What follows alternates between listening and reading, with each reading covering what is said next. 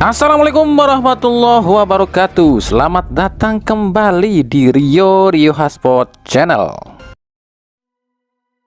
Oke, seperti yang kami bahas di video kami sebelumnya, kita akan coba intip dan bahas siapa sih Takeyuki Oya, General Manager Operasional PT Liga yang baru. Soalnya saat diperkenalkan kemarin oleh PSSI ini banyak banget yang salah persepsi ya. Dan banyak komentar-komentar yang aneh-aneh juga. Ada yang komentar bilangnya asik, Papa Ferry dipecat, digantikan sama orang Jepang. Ada juga yang komentar, mampus lu, Ferry dipecat, digantikan sama orang Jepang, dan lain-lain. Ya inilah yang sering kami bilang. Sekolah yang rajin ya, jangan bolos mulu, jangan kebanyakan mabar, jangan kebanyakan main TikTok. Jadi otaknya nggak kebuka, nggak paham-paham sama yang diomongin sama orang. Ya emang faktanya anak zaman sekarang itu ya giliran ada orang ngomong haho doang, ngerti mah kagak. Oke, kita akan jelasin aja nih siapa sih Takeyuki Oya dan apa tugasnya dan seperti apa kedudukannya di PT Liga. Takeyuki Oya adalah mantan pesepak bola Jepang tapi semi profesional alias nggak pernah jadi pemain profesional. Dia ini lahir di Tokyo 47 tahun yang lalu. Dia merintis karir itu bukan di sepak bola loh ya, tapi di bidang industri. Barulah di 2009, Takeyuki Oya ini tuh ditunjuk sebagai staf kompetisi J-League Jepang. Kemudian naik jabatan ke asisten departemen pemasaran Liga Jepang ya. Pernah juga menjadi match commissioner AFC dan salah satu penggagas Liga Jepang untuk pemain bintang-bintang dunia.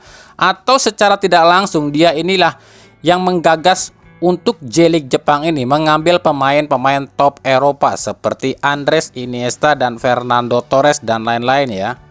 Selama 16 tahun di J-League Jepang, Takeyuki Oya ini tuh membuat Liga Jepang ini selalu jadi liga nomor 1 di Asia. Nah, lalu apa sih tugasnya si Takeyuki Oya di I-League Indonesia sebagai GM alias General Manager Operasional Liga? Oke, kita coba bahas ya. Tugas yang pertama adalah perencanaan dan pengelolaan. Jadi nantinya si Oya ini yang bertugas merencanakan Liga Indonesia ini mau seperti apa sih ke depannya, formatnya bagaimana, regulasinya seperti apa, sponsornya siapa, teknologi yang dipakai seperti apa, nanti dia semua tuh yang merencanakan. Tugas yang kedua adalah pengelolaan sumber daya. Jadi dia ini akan mengelola keuangan PT Liga. Cari sponsor, cari inovasi, dan juga menghitung gaji karyawan PT Liga. Tugas yang ketiga adalah pengawasan alias mandor. Jadi dia ini mengawasi nih kerja para karyawan PT Liga. Kalau ada yang kerjanya nggak becus, kalau main-main doang, ya boleh tuh si Oya ini mencat tuh karyawan. Lalu juga dia ini mengawasi Liga. Liga ini udah sesuai rencana apa belum nih? Lalu juga udah benar belum nih semua yang diinstruksikan sama dia udah dijalanin apa enggak? Terus juga banyak kontroversi apa enggak di Liga. Nah itu nanti dia yang mengawasinya ya. Alas istilah kasarnya mungkin mandornya Liga lah ya. Tugas yang keempat adalah hubungan bisnis. Nah ini kalau misalnya ada seminar, panggilan-panggilan acara-acara apapun, investor juga contohnya iklan dan semuanya itu semua lewat si Oya ini semua ya. Yang keenam, teknologi. Nah ini tugas yang paling berat dari Oya ya. Itu juga mengembangkan teknologi di Indonesia, di sepak bola Indonesia, di Liga Indonesia. Apakah Liga Indonesia ini akan ikut seperti Liga Eropa yang menggunakan teknologi-teknologi terbaru di Liga Indonesia ya, seperti garis gawang dengan macam-macam. Nanti coba dia yang merinci dan juga memprogram apakah bisa atau enggak diterapkan di Liga Indonesia. Jadi secara keseluruhan tugas Takeyuki Oya ini tuh sangatlah berat. Seluruh struktur organisasi PT Liga itu di bawah pengawasan Takeyuki Oya, termasuk Liga. Juga semua tanggung jawab dari Oya. Tapi ada satu hal yang mungkin kita nggak bisa mungkiri, Oya pun nggak bisa apa-apa karena semua rencananya dia itu tuh harus melalui persetujuan direktur utama dulu baru bisa berjalan. Contoh misalnya si Takeyuki Oya ini bilang, karyawan anu nggak becus di kerjanya nih, pecat aja. Tapi kata Ferry Faulu sebagai direktur, nggak bisa, dia orang saya, ya nggak bisa dipecat juga tuh sama si Oya. Atau misalnya si Oya ini punya ide nih, punya pandangan atau punya rencana Liga 1 harus pakai anu nuh, Liga 1 ini kayaknya kita butuh inovasi yang baru nih, teknologi yang anu. Terus kata Ferry Paulus, nggak bisa, kita nggak ada duitnya, atau kita nggak ada sumber daya manusianya. Ya udah, akhirnya nggak jalan. Jadi apa?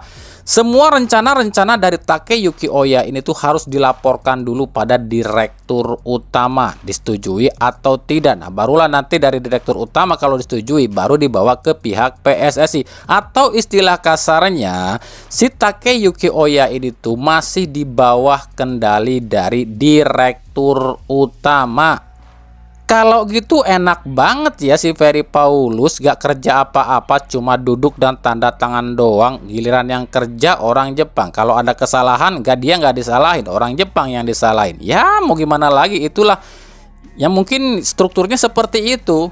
Lalu apakah efektif nih Liga Indonesia dengan ditunjuknya Takeyuki Oya? Sebenarnya sih kalau direktur utama dengan GM ini tuh satu visi, ya kami pikir Liga Indonesia pasti sukses. Karena kan Oya ini bukan orang klub loh ya. Jadi dia mah fokusnya tuh ke pengelolaan liga aja, pengelolaan sepak bolanya aja. Jadi nggak ada istilah embel-embel klub anu harus dianu, klub anu harus nggak ada. Dia mah fokusnya ya udah, saya ditugasin buat ngeberesin sepak bola Indonesia. Ya udah, saya itu aja saya beresin. Tapi kan masalahnya direktur utama PT Liga dan hampir seluruh pejabat dari PT Liga itu kan orang klub. Jadi buat kami agak susah juga si Takeyuki Oya ini bergerak kalau di sekelilingnya ini masih dikelilingi oleh mafia-mafia lapar, mafia-mafia bola, tikus-tikus lapar dari orang-orang klub. Jadi itu ya tugas dari Takeyuki Oya sebagai General Manager Operasional PT Liga yang baru. Jadi bukan berarti si Takeyuki Oya ini tuh menggantikan posisi Ferry Paulus, enggak, tapi lebih ke bawahannya aja, atau mungkin partner ya, kayak tangan kanannya lah gitu kan. Semua dia yang bikin rencana, semua dia yang bikin program, tapi ya tetap persetujuannya melalui persetujuan dari direktur utama. Enak banget ya Ferry Paulus.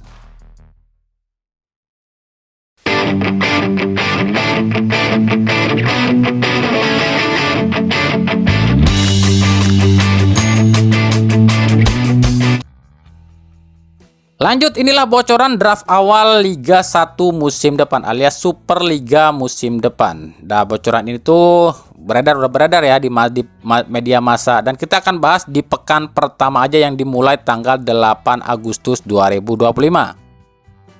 8 Agustus 2025 dibuka oleh pertandingan Persebaya lawan PSIM Jogja jam setengah 4 sore di Stadion GBT. Dan dilanjutkan pertandingan Dewa United lawan Persik Kediri di Stadion Banten pukul setengah 8 malam. 9 Agustus 2025 ada PSBS lawan Bayangkara FC jam setengah 4 sore di Maguwoharjo. Lalu ada Bali lawan Malut, itu juga jam setengah 4 sore di IWD. Malamnya ada Persijap Jepara lawan Persib Bandung jam 7 malam di Bumi Kartini. Serta Persis Solo lawan Semen Padang juga jam 7 malam di Manahan. 10 Agustus 2025 ada PSM Makassar lawan Borneo FC jam setengah 4 sore di BJ Habibie, dan juga ada Persija Jakarta lawan Madura jam 7 malam di JIS. Dan pertandingan terakhir 11 Agustus 2025 ada Arema lawan Persita jam setengah 4 sore di Kanjuruhan. Nah itu tadi ya jadwal pekan 1 BRI Superliga 2025-2026.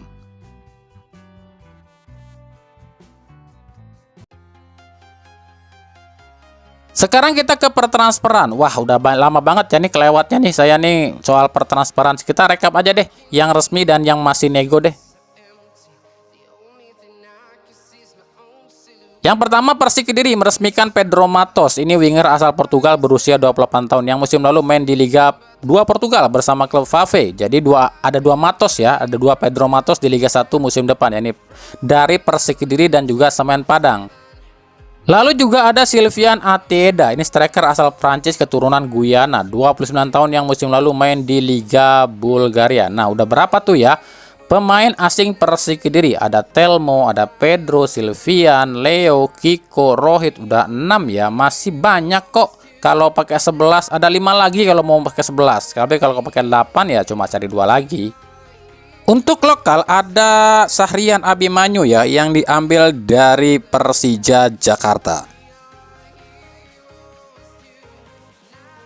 Yang kedua, PSM Jogja memperkenalkan Franco Ramos Mingo, bek asal Argentina 27 tahun yang musim lalu main di Liga Bulgaria. Dengan ini sudah ada 7 juga nih pemain asing PSM Jogja, yakni Franco Ramos, Yusakuya Madera, Rahmat Zoda, Ze Valente, Nermin Haljeta, Rafinha, dan juga Derry Corvi. Berarti tinggal 1 kalau pakai 8 dan tinggal 4 kalau pakai 11.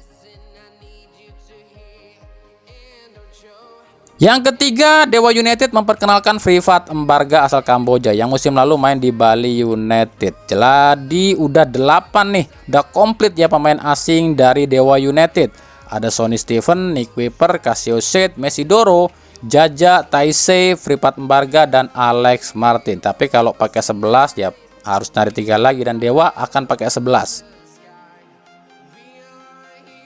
Yang keempat dari Persita Tangerang, Persita meresmikan Raiko Rodriguez, winger asal Spanyol 28 tahun yang musim lalu main di Liga 3 Spanyol.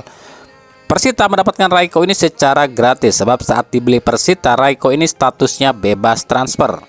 Itu tadi yang resmi-resmi ya. Sekarang kita yang lagi nego ataupun rumor. Ini saat berita ini dibuat loh ya. Mungkin kalau nanti udah diresmikan ya kami pun ya minta maaf ya. Yang pertama, Bali United.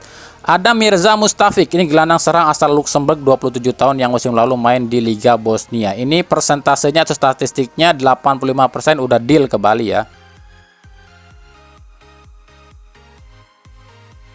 Yang kedua, PSBS Biak lagi negosiasi dengan mantan pelatih Persik Kediri Devaldo Alves. Statusnya 80% deal ke PSBS. Yang ketiga, Persija Jakarta. Kabarnya menebus kontrak Fabio Silva, gelandang asal Brazil 27 tahun yang musim lalu main di Serie C Brazil. Statusnya udah 93% ke Persija, atau saat berita ini turun mungkin udah resmi kali ya. Yang keempat, Bayangkara FC. Ada nama Sanider Borgelin, striker asal Haiti, mantan rekan satu tim Lionel Messi di Miami City. Statusnya udah 95% nih ke Bayangkara FC. Kemudian ada Moises Gaucho, gelandang serang asal Brazil berusia 30 tahun yang main di Liga Irak. Ini pun statusnya udah 90% ke Bayangkara FC. Yang kelima dari Persib, ini yang kami kurang paham deh. Persib itu baru aja merekrut pemain lokal ya dari Persita Tangerang, Ikhwan Ali Tanamal. Ini pemain muda potensial loh. Di Persita aja tampil bagus kok, tapi kok malah dipinjamkan ke Persis Solo ya. Ini konsepnya gimana ya? Kalau kata Boyan Hodak sih biar diasah dulu di Persis Solo. Lah kocak kalau buat saya sih. Ikhwan ini udah diasah di Persita dan bagus. Padahal cuma tinggal poles doang Persib itu ya. Tinggal poles dikit dan pakai aja. Apa karena Persib udah kebanyakan pemain di sisi sayap kali ya? Ada Sadil, Febri, Beckham, Zulkifli, cuma 4 tuh. Nah, gimana pendapat kalian? Ikhwan ini layak masuk ke Persib atau pinjemin aja nih? Nah, baru itu ya untuk transfer update sementara. Sebab klub-klub Liga 1 ini setelah adanya regulasi Liga 1 musim depan, musim ini ya, mereka ini masih berpikir apakah akan tetap pakai 8 aja atau pakai 11 pemain asing di Liga 1. Yang pasti untuk Persib dan Dewa United kemungkinan ini diwajibkan pakai 11 pemain asing. Kenapa demikian? Karena dua tim ini akan bermain di AFC, sementara regulasi resmi AFC 2025-2026 adalah 11 pemain asing. Entah boleh kurang atau enggak, tapi nggak tahu. Yang namanya regulasi itu biasanya harus dipenuhin. Jadi tunggu aja, kemungkinan Persib dan Dewa United akan nambah 3 pemain asing lagi, tapi nggak tahu nih ya. Ini baru kemungkinan.